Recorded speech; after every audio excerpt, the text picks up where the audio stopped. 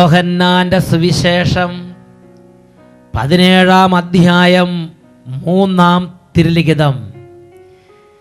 ഏകസത്യ ദൈവമായ അങ്ങയെയും അവിടുന്ന് അയച്ച യേശു ക്രിസ്തുവിനെയും അറിയുക എന്നതാണ് നിത്യജീവൻ എന്നരുളി ചെയ്ത യേശു ക്രിസ്തുവിൻ്റെ ധന്യനാമത്തിൽ നിങ്ങൾക്കേവർക്കും കൃപയും സമാധാനവും.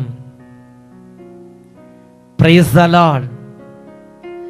ഇന്ന് നാം ചിന്തിക്കുന്നത് ശരീരങ്ങളുടെ ഉയർപ്പ്, മരിച്ചവരുടെ ഉയർപ്പ് എന്നതിനെ കുറിച്ചാണ്. തെസലോനിക്കാർക്ക് എഴുതിയ 1-ാം ലേഖനത്തിൽ 4-ാം അധ്യായത്തിൽ 16-ാം തിരുലിഖിതം. എന്തെന്നാൽ അധികാരപൂർണമായ ആജ്ഞാവചനം കേൾക്കുകയും പ്രധാന ദൂതന്റെ ശബ്ദമുയരുകയും ദൈവത്തിൻ്റെ കാഹളധ്വനി മുഴങ്ങുകയും ചെയ്യുമ്പോൾ നമ്മുടെ കർത്താവ് സ്വർഗത്തിൽ നിന്ന് ഇറങ്ങി വരികയും കർത്താവിൽ നിദ്ര പ്രാപിച്ചവർ ആദ്യം ഉയർത്തെഴുന്നേൽക്കുകയും ചെയ്യും. Praise the Lord. ഹല്ലേലൂയ.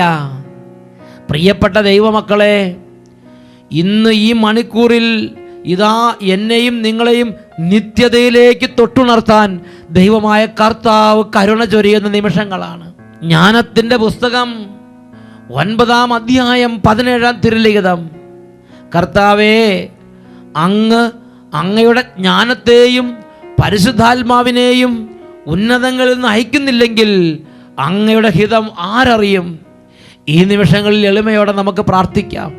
ദൈവമേ, എൻ്റെ ജീവിതത്തെക്കുറിച്ചുള്ള അങ്ങയുടെ ഹിതം എനിക്ക് വെളിപ്പെട്ട് കിട്ടണം.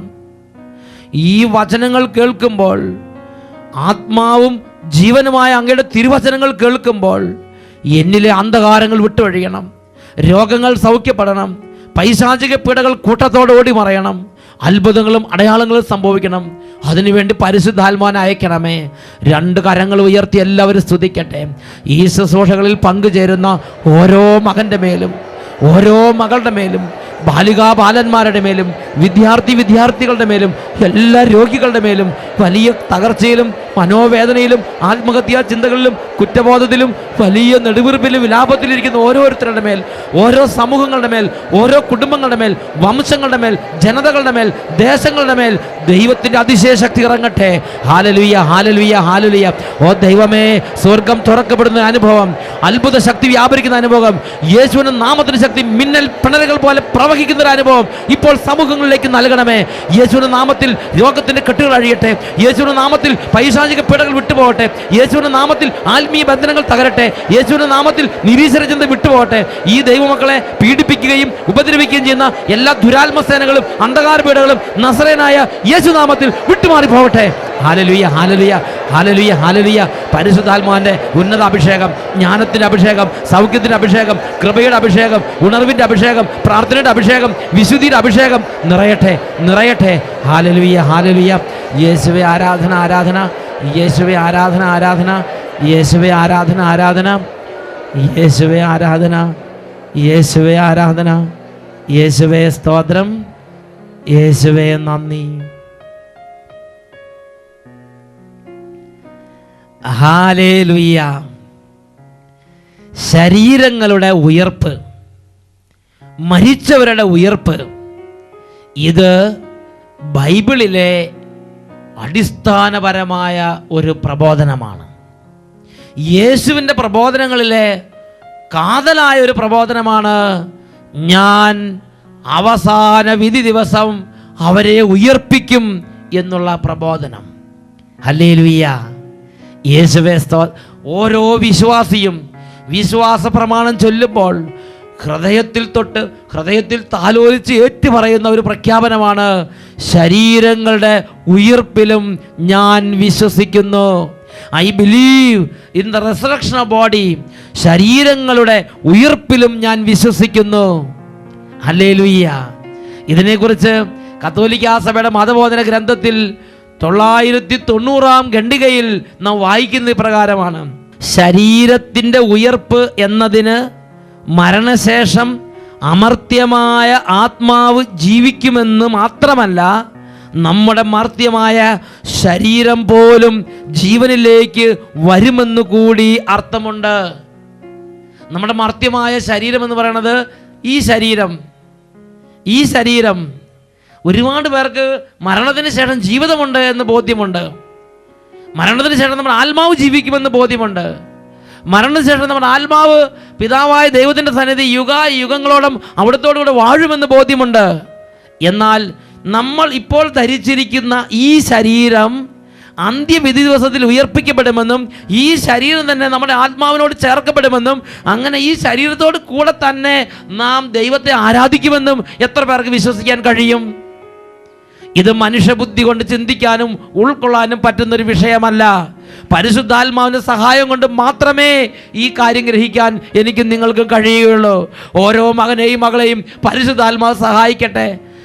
തൻ്റെ വിശുദ്ധ ലിഖിതങ്ങൾ പ്രവേശിക്കാൻ തക്ക വിധം അവിടെ നിങ്ങളുടെ ഹൃദയങ്ങൾ തുറക്കട്ടെ എന്ന് യേശുവിന്റെ നാമത്തിൽ ഞാൻ പ്രാർത്ഥിക്കുന്നു. ഹല്ലേലൂയ. പ്രിയപ്പെട്ട സഹോദരങ്ങളെ, നമ്മുടെ മനുഷ്യബുദ്ധി കൊണ്ട് നമുക്കൊന്ന് ചിന്തിച്ച് നോക്കാം. ഈ ഭൂമിയിൽ നമ്മൾ 10-30 വർഷം, 10-60 വർഷം, 10-100 വർഷം ജീവിച്ചു. അതിനുശേഷം നമ്മൾ മരിക്കുകയാണ്. മരിക്കുമ്പോൾ നമ്മുടെ ആത്മാവ് ഈ ശരീരത്തിൽ നിന്ന് വേർപെടുന്നു. നമുക്ക് ശരീരമുണ്ട്, ആത്മാവുണ്ട്. ഇത് നമ്മൾ ഇതിനു മുമ്പുള്ള ക്ലാസ്സുകളിൽ കേട്ടിട്ടുള്ളതാണ്. മരണത്തോടുകൂടെ ഈ ആത്മാവ് ശരീരത്തിൽ നിന്ന് വേർപെട്ട് പോകുന്നു. ശരീരം പൊടിയിലേക്ക് പോകുന്നു, ആത്മാവ് നിത്യതയിലേക്ക് പോകുന്നു. ഇത്രയും വിശ്വസിക്കാൻ നമുക്ക് ബുദ്ധിമുട്ടില്ല. ഇനി ഈ നമ്മളിവിടെ വിട്ടിട്ട് പോകുന്ന ശരീരത്തിൻ്റെ സ്ഥിതി എന്താണ്? അത് മണ്ണിൽ മറവ് ചെയ്യുകയാണെങ്കിൽ അത് ജീർണിച്ച് പോകും. അത് ദഹിപ്പിക്കുകയാണെങ്കിൽ അത് ചാരമായി പോകും. സമുദ്രത്തിലോ മറ്റ് വെളിമ്പ്രദേശത്ത് എവിടെയെങ്കിലും നഷ്ടപ്പെട്ടു പോവുകയാണെങ്കിൽ അവിടെ മത്സ്യങ്ങളോ മറ്റ് വന്യമൃഗങ്ങളോ അതിനെ പിച്ചിച്ചീന്തി അതിനെ തിന്നു തീർക്കും. ഇതാണ് ഈ ഭൂമിയിൽ ഉപേക്ഷിക്കുന്ന ശരീരത്തിൻ്റെ സ്ഥിതി. ഇതിനെക്കുറിച്ച് catechism of the Catholic church, കത്തോലിക്ക സഭയുടെ മതബോധന ഗ്രന്ഥത്തിൽ 997 ഖണ്ഡികയിൽ പറയുന്ന പ്രകാരമാണ്: മരണത്തിൽ ആത്മാവ് ശരീരത്തിൽ നിന്നുള്ള വേർപാടിൽ മനുഷ്യ ശരീരം ജീർണിക്കുന്നു. ആത്മാവ് ദൈവത്തെ കണ്ടുമുട്ടാനായി യാത്രയാവുന്നു. ഇത്രയും നമുക്ക് മനസ്സിലായി. ആത്മാവ് ദൈവത്തെ കണ്ടുമുട്ടാൻ പോകുന്നു, ശരീരം മണ്ണിൽ പൊടിയിലേക്ക് പോകുന്നു. ഈ മണ്ണിൽ നിന്ന് എടുത്തുകൊണ്ട് അത് മണ്ണിലേക്ക് മടങ്ങി അത് പൊടിയായി പോകുന്നു, ധൂളിയായി പോകുന്നു. ദൈവം തൻ്റെ സർവാതീത ശക്തി കൊണ്ട് നമ്മുടെ ശരീരങ്ങളെ നമ്മുടെ ആത്മാക്കളോട് വീണ്ടും ചേർത്തുകൊണ്ട് നമ്മുടെ ശരീരങ്ങൾക്ക് അനശ്വരമായ ജീവൻ പ്രദാനം ചെയ്യും. ഇതാണ് സഭയുടെ വിശ്വാസം. ഇതാണ് വചനം പഠിപ്പിക്കുന്നത്. ഇത് ഉൾക്കൊള്ളാൻ എൻ്റെയും നിങ്ങളുടെയും ഹൃദയം തുറന്നിട്ടുണ്ടോ? ഇത് ഞാനും നിങ്ങൾ ഗ്രഹിക്കുന്നുണ്ടോ? ഞാനും നിങ്ങൾ ധരിച്ചിരിക്കുന്ന ഈ ശരീരം, ഇപ്പോൾ എനിക്ക് നിങ്ങൾക്കുള്ള ഈ മനുഷ്യ ശരീരം മരണത്തിന് ശേഷം ആയിരക്കണക്കിന് വർഷങ്ങൾ കഴിഞ്ഞ്, 100 കണക്കിന് വർഷങ്ങൾ കഴിഞ്ഞ് ദൈവത്തിൻ്റെ സമയത്ത്, ലോകാവസാനത്തിൽ, അന്ത്യവിധി ദിനത്തിൽ വിശുദ്ധ ലിഖിതത്തിൽ പഠിപ്പിക്കുകയാണ്, സഭയുടെ പ്രബോധനത്തിൽ പഠിപ്പിക്കുകയാണ്, അന്തിമ വിധി ദിനത്തിൽ ഈ ശരീരം നമ്മുടെ ആത്മാവിനോട് ദൈവം തൻ്റെ സർവാതീതമായ ശക്തി കൊണ്ട് ഒന്നിപ്പിക്കും. മരണം വഴി വേർപെട്ടു പോകുന്ന നമ്മുടെ ആത്മാവും ഈ ഭൂമിയിൽ ഉപേക്ഷിച്ച് പോയി ജീർണിച്ച് പൊടിയായി പോകുന്ന ഈ ശരീരവും ലോകാവസാനത്തിൽ ദൈവത്തിൻ്റെ സർവാതീതമായ ശക്തി കൊണ്ട് വീണ്ടും ഒന്നിക്കും. ഇതാണ് നമുക്ക് മനസ്സിലാക്കാൻ ബുദ്ധിമുട്ടുള്ള സംഗതി. ഇതെങ്ങനെ സംഭവിക്കും? ഒരുപാട് പേര് ചിന്തിക്കുകയാണ്. റോമാലേഖനത്തിൽ 8-ാം അധ്യായം 11-ാം വാക്യത്തിൽ ഇതിനെക്കുറിച്ച് ബൈബിൾ പഠിപ്പിക്കുന്നുണ്ട്. യേശുവിനെ മരിച്ചവരിൽ നിന്ന് ഉയർപ്പിച്ചവൻ്റെ ആത്മാവ് നിങ്ങളിൽ വസിക്കുന്നുണ്ടെങ്കിൽ, യേശുക്രിസ്തുവിനെ മരിച്ചവരിൽ നിന്ന് ഉയർപ്പിച്ചവൻ നിങ്ങളുടെ മർത്യ ശരീരങ്ങൾക്കും നിങ്ങളിൽ വസിക്കുന്ന തൻ്റെ ആത്മാവിനാൽ ജീവൻ പ്രദാനം ചെയ്യും. ദൈവത്തിൻ്റെ ആത്മാവിൻ്റെ അപരിമേയമായ ശക്തി കൊണ്ട് ഈ ശരീരങ്ങൾക്ക് ഒരിക്കൽ കൂടെ ജീവൻ പ്രദാനം ചെയ്യാൻ ദൈവത്തിന് കഴിയും. വിശ്വസിക്കാൻ പ്രയാസം തോന്നുന്നുണ്ട്, ഉൾക്കൊള്ളാൻ ബുദ്ധിമുട്ട് തോന്നുന്നുണ്ട്. ഇത് ഗ്രഹിക്കാൻ വീണ്ടും ഇതാ എസെക്കിയേൽ പ്രവചനത്തിലൊരു ഭാഗം കർത്താവ് നമുക്ക് നൽകുകയാണ്.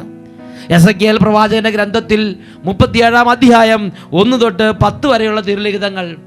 അവിടെ നമ്മൾ വായിക്കുന്ന ഇങ്ങനെയാണ്: ഇതാ ദൈവം തൻ്റെ പ്രിയദാസനായ പ്രവാചകനെ അസ്ഥികളുടെ ഒരു താഴ്വരയിലേക്ക് കൊണ്ടുവരികയാണ്.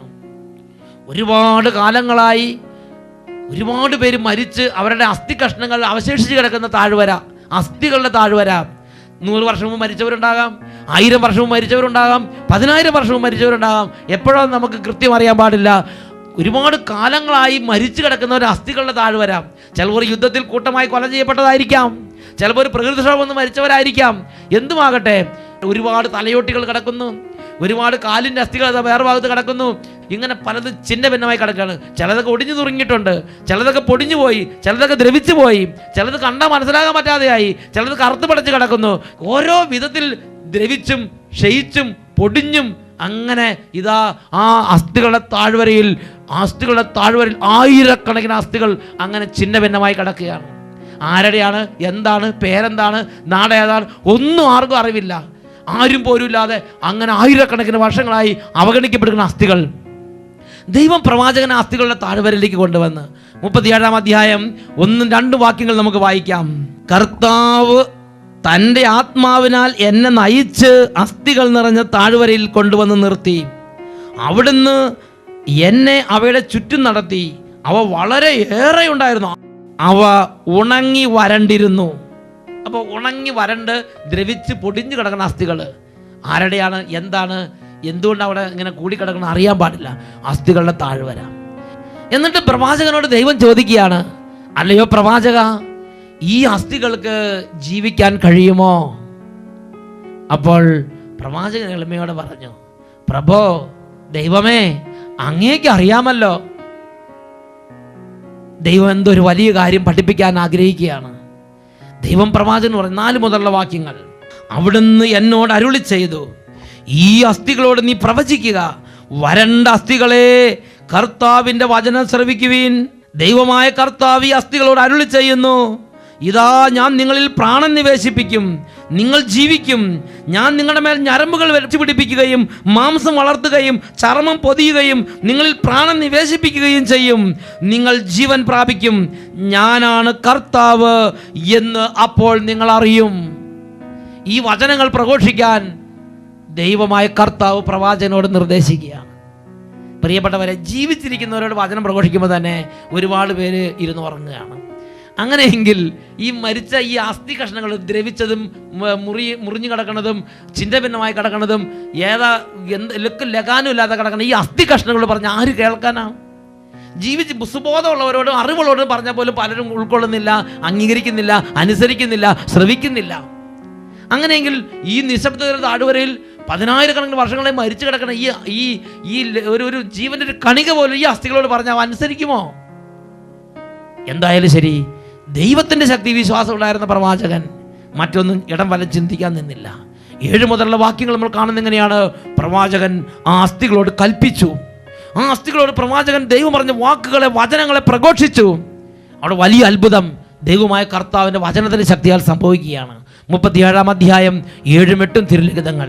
ഞാൻ പ്രവചിച്ചപ്പോൾ ഒരു ശബ്ദമുണ്ടായി, ഒരു കിരുകിരാ ശബ്ദം. വേർപെട്ടുപോയ അസ്ഥികൾ തമ്മിൽ കൂടിച്ചേർന്നു. ഞാൻ നോക്കിയപ്പോൾ ഞരമ്പും മാംസവും അവയുടെ മേൽ വന്നിരിക്കുന്നു, ചർമ്മം അവയെ പൊതിയുന്നു, എന്നാൽ അവയ്ക്ക് പ്രാണനുണ്ടായിരുന്നില്ല. 7-8 വാക്യങ്ങൾ ഒരു മഹാസംഭവം നടക്കുകയാണ്.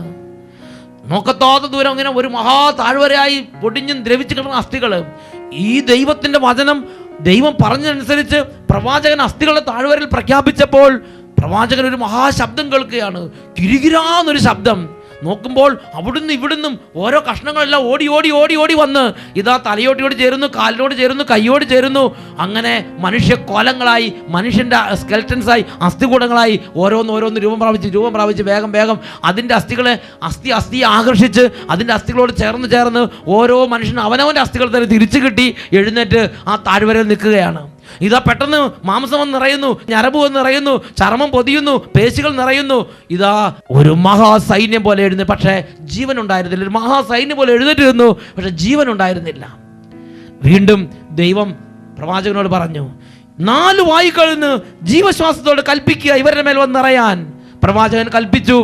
ജീവശ്വാസം അവരുടെ മേൽ നിറഞ്ഞു. അവ ഒരു മഹാസൈന്യം പോലെ ചലിക്കാൻ തുടങ്ങി. പ്രിയപ്പെട്ട സഹോദരങ്ങളെ, ഇവിടെ ദൈവം നേരിട്ട് പറഞ്ഞില്ല. 10,000-കണക്കിന് വർഷങ്ങളായി മരിച്ച് മണ്ണടിഞ്ഞ് ആരാന്നറിയാതെ എന്താണെന്നറിയാതെ തകർന്നു കിടക്കുന്ന ഈ അസ്ഥികൾ ദൈവം നേരിട്ട് പറഞ്ഞില്ല, പ്രവാചകൻ ദൈവം പറഞ്ഞ വാക്കുകൾ പറഞ്ഞപ്പോൾ ഇതാ കിരുകിര എന്ന് പറഞ്ഞ അസ്ഥിയോട് തമ്മിൽ ഓടി ഓടി ഓടി വന്ന് ചേർന്ന് ഇതാ മനുഷ്യനായി എഴുന്നേറ്റ് നിൽക്കുകയാണ്. ഇതാ ജീവൻ വെക്കുകയാണ്, ഇതാ നടക്കുകയാണ്, പുതിയ ശരീരം, പുതിയ രീതി, ഇതാ എഴുന്നേറ്റ് പോകുന്നു.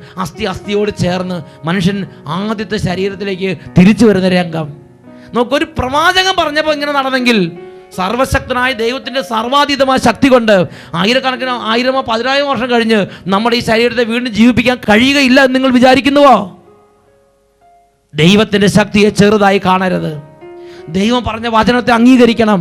അതാണ് കത്തോലിക്ക സഭയുടെ മതബോധന ഗ്രന്ഥത്തിൽ 997 ഖണ്ഡികയിൽ പറയുന്നത്, ദൈവം തൻ്റെ സർവാതീത ശക്തി കൊണ്ട് നമ്മുടെ ശരീരങ്ങളെ നമ്മുടെ ആത്മാക്കളോട് വീണ്ടും ചേർത്തുകൊണ്ട് നമ്മുടെ ശരീരങ്ങൾക്ക് അനശ്വരമായ ജീവൻ പ്രദാനം ചെയ്യും.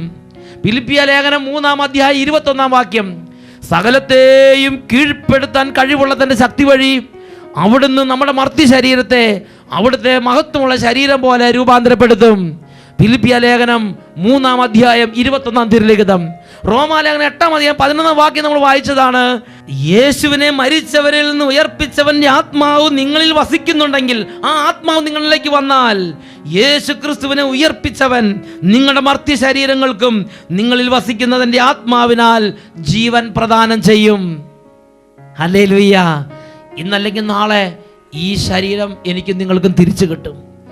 ഈ ശരീരം ദൈവത്തിൻ്റെ സന്നിധിയിൽ ദൈവത്തിന് കൂട്ടി യോജിപ്പിക്കാൻ കഴിയും. ഹല്ലേലൂയ. ഇത് എന്നാണ് കൂട്ടി യോജിപ്പിക്കുക എന്നാണ് ചിലർ ചിന്തിക്കുന്നത്. ബൈബിളിൽ പഠിപ്പിക്കുന്നത് എങ്ങനെയാണ്? ലോകാവസാനത്തിലാണ് ഈ ശരീരം ആത്മാവിനെ വീണ്ടും പുലുകുന്നത്. ദൈവം ഉയർപ്പിക്കുന്നത് ലോകാവസാനത്തിലാണ്.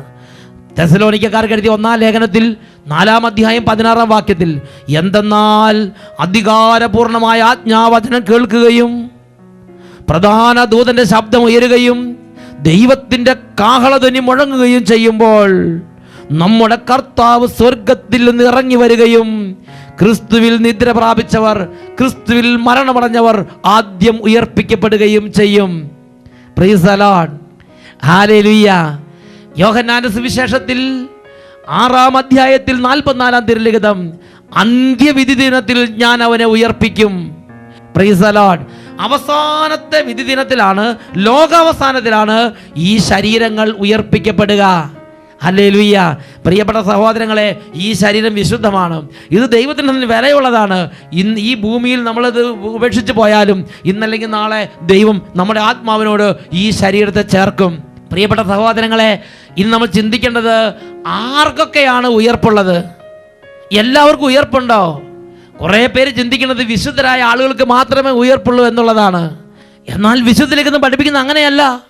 യോഹന്നാന്റെ സുവിശേഷം 5-ാം അധ്യായം 28-ഉം 29-ഉം തിരുലിഖിതങ്ങൾ, ഇതാ നിങ്ങൾ വിസ്മയിക്കേണ്ട, എന്തെന്നാൽ കല്ലറകളിലുള്ളവരെല്ലാം അവന്റെ സ്വരം ശ്രവിക്കുന്ന സമയം വരുന്നു. അപ്പോൾ നന്മ ചെയ്തവർ ജീവന്റെ ഉയർപ്പിനായും തിന്മ ചെയ്തവർ ശിക്ഷാവിധിയുടെ ഉയർപ്പിനായും പുറത്തു വരും. കത്തോലിക്ക സഭയുടെ മതബോധന ഗ്രന്ഥത്തിൽ 998-ാം ഖണ്ഡികയിൽ ഇതിനെക്കുറിച്ച് പഠിപ്പിക്കുന്ന പ്രകാരമാണ്. ആരാണ് ഉയർത്തെഴുന്നേൽക്കുന്നത്? നല്ലവർ മാത്രമോ? മരിച്ചവർ എല്ലാവരും ഉയർത്തെഴുന്നേൽക്കും. നന്മ ചെയ്തവർ ജീവന്റെ ഉയർപ്പിനായും തിന്മ ചെയ്തവർ ശിക്ഷാവിധിയുടെ ഉയർപ്പിനായും പുറത്തു വരും.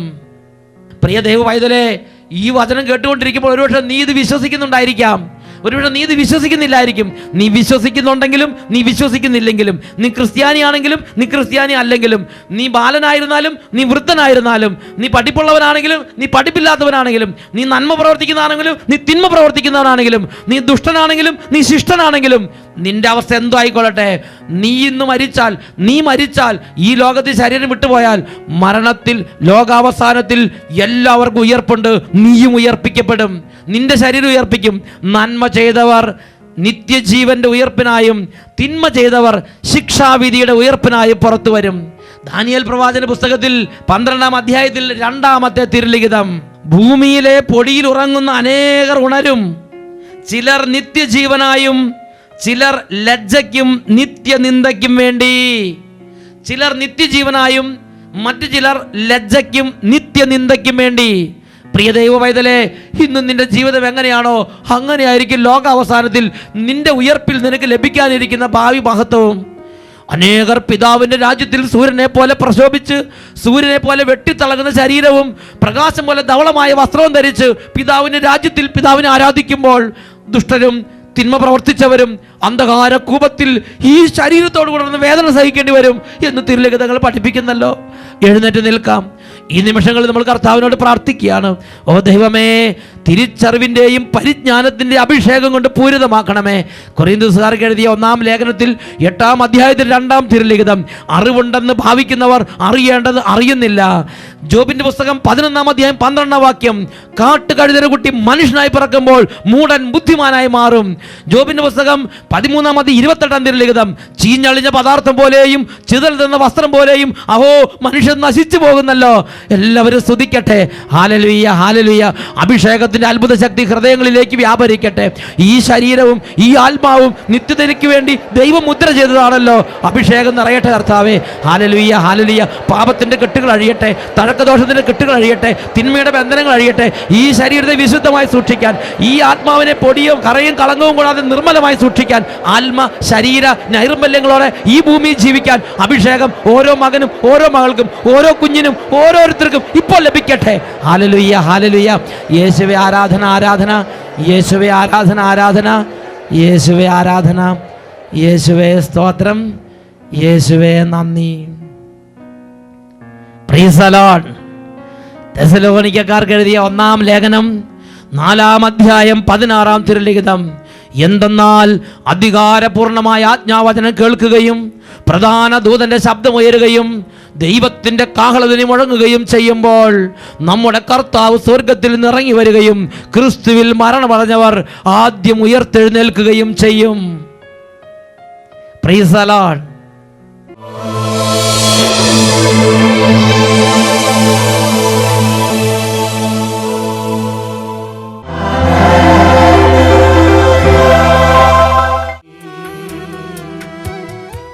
ഞാൻ നിന്നെ സുഖപ്പെടുത്തുന്ന കർത്താവാണ് എന്നരുളി ചെയ്ത സർവശക്തനായ ദൈവത്തിൻ്റെ മുമ്പിലാണ് ഇപ്പോൾ ഞാനും നിങ്ങളും ആയിരിക്കുന്നത്. മകനേ, മകളെ, ഈ നിമിഷങ്ങളിൽ വേദനയുടെ നടുവിൽ, സങ്കടത്തിൻ്റെയും കണ്ണുനീരിൻ്റെ നടുവിൽ തകരുന്നൊരു ജീവിതമാണ് നിൻ്റെ ജീവിതം. നീ നിൻ്റെ 2 കരങ്ങൾ കർത്താവിലേക്ക് ഉയർത്തുക. ഈശോയിലേക്ക് 2 കരങ്ങൾ ഉയർത്തുക. യേശുവേ സുഖപ്പെടുത്തണമേ. കരഞ്ഞ് നിലവിളിച്ച് എല്ലാവരും പ്രാർത്ഥിക്കുന്നു. സുഖമാക്കണേ, സുഖമാക്കണേ, യേശുവേ സുഖമാക്കണേ. രോഗികളും ദുഃഖിതരും ഉറക്കെ പ്രാർത്ഥിക്കുന്നു. സുഖമാക്കണേ, സുഖമാക്കണേ, യേശുവേ സുഖമാക്കണേ. എല്ലാ കുട്ടികളും സകലരും ഒന്നിച്ച് പ്രാർത്ഥിക്കുന്നു. സുഖമാക്കണേ, സുഖമാക്കണേ, യേശുവേ സുഖമാക്കണേ. കരങ്ങൾ ഉയർത്തി സ്തുതിക്കുന്നു. ഹല്ലേലൂയ, ഹല്ലേലൂയ, ഹല്ലേലൂയ, ഹല്ലേലൂയ. ഓ ദൈവമേ, അവിടുന്ന് തൊടണമേ, അവിടുന്ന് സൗഖ്യം നൽകണമേ, അവിടുന്ന് ഇടപെടണമേ കർത്താവേ. അത്ഭുതങ്ങൾ ചെയ്യണമേ, എല്ലാ രോഗക്കെട്ടുകൾ അഴിക്കണമേ, കണ്ണുനീര് ഒപ്പിയെടുക്കണമേ, തകർച്ചകളെ നീക്കണമേ. ഹല്ലേലൂയ, ഹല്ലേലൂയ, ഹല്ലേലൂയ, ഹല്ലേലൂയ.